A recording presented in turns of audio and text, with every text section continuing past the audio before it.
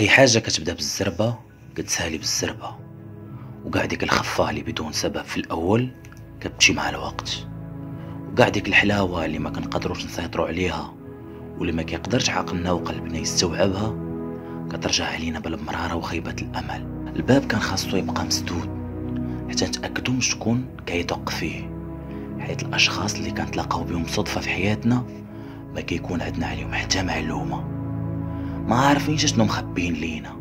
يقدروا يشعلوا مشاعرنا بزيرو مجهود، ويقدروا يكونوا شاهدين على انطفاء هذه المشاعر بزيرو مجهود كذلك.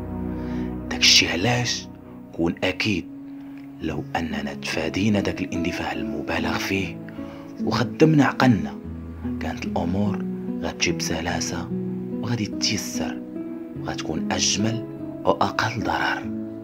كان معاك صفوان، سلام.